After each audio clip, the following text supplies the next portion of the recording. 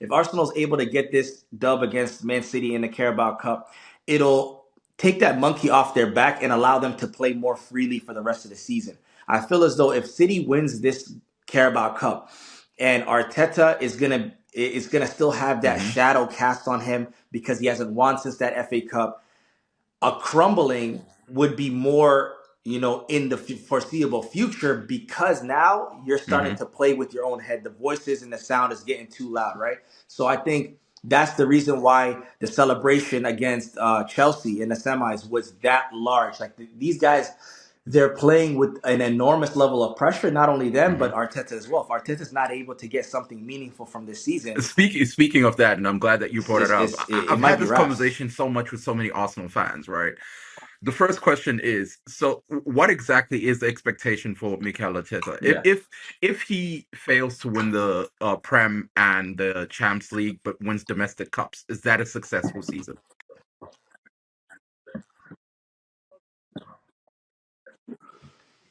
I think a domestic double could save him. If he were to get like the Carabao Hmm. and the FA Cup, I think that's save worthy.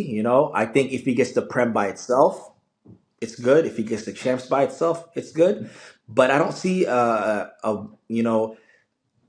a Hmm. situation whereby winning maybe the Carabao Cup by itself and dropping everything else when Hmm. people are sitting here talking about a quadruple that's never been done before is going to be able to sustain them. So I think a domestic double or the Prem alone or the Champs alone, I think that would suffice.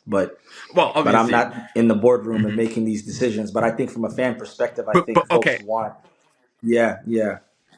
I think and what folks really happens in a want situation where something he doesn't win tangible. anything?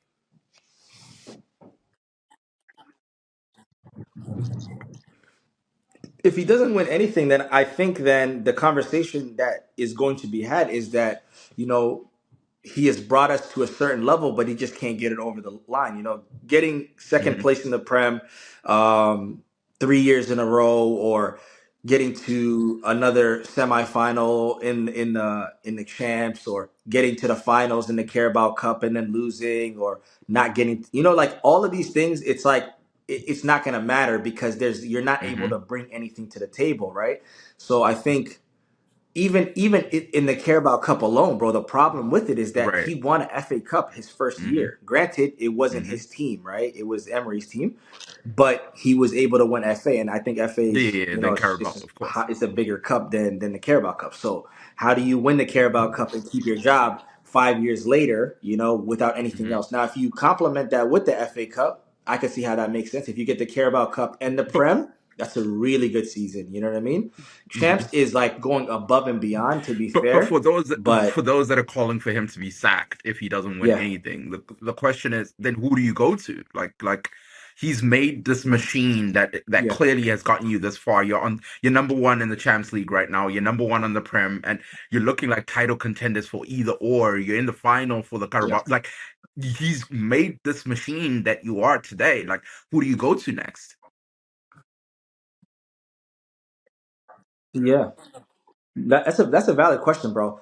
The problem with it is though, like with any job in particular, as it goes to managing, Okay. trophies are the end goal and the end product, right?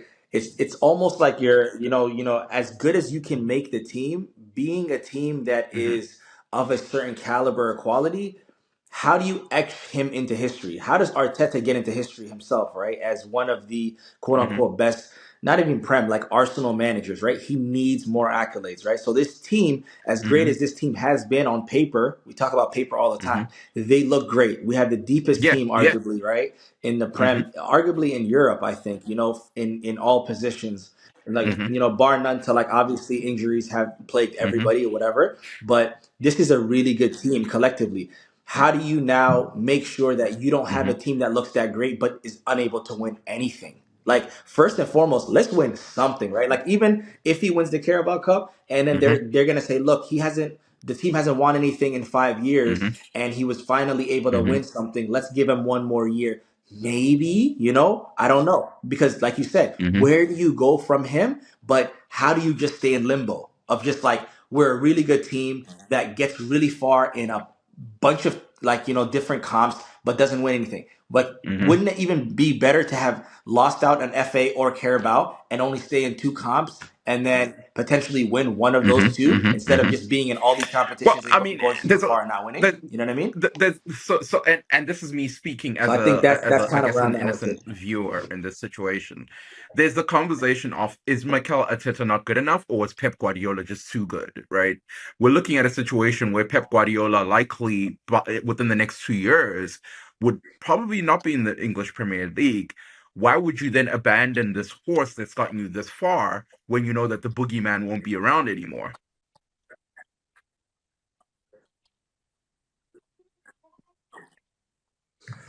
This is all fair, bro. I think yeah, you're right. Pep is the boogeyman, man. Like, and he's not only the boogeyman for Arteta, but he's the boogeyman for all these guys, right? For Right. So everybody, like, right? if Well, except Michael Carrick, yeah, because except Carrick, because Carrick got him. Bruno Cunha, Bruno Yeah, Cunha, because Bruno Carrick, Cunha, yeah, hey! yeah, because Carrick got him, right? Yeah, yeah. What was the question? What was Carrick's first spell with United? 21. Yes, and he did get Pep again. But who won the league though that year? 21 City. I think it's City. That was City. Yeah, that was Yeah, City. so he's still Carrick's boogeyman too then. Hey, hey, hey, no, I'll give him that. All I know is that Pep Guardiola is yet to beat Michael Carrick. That's all I know. Yeah, yeah, yeah, yeah. Fair. That's fair. That's fair. But anyway, yeah, yeah, yeah.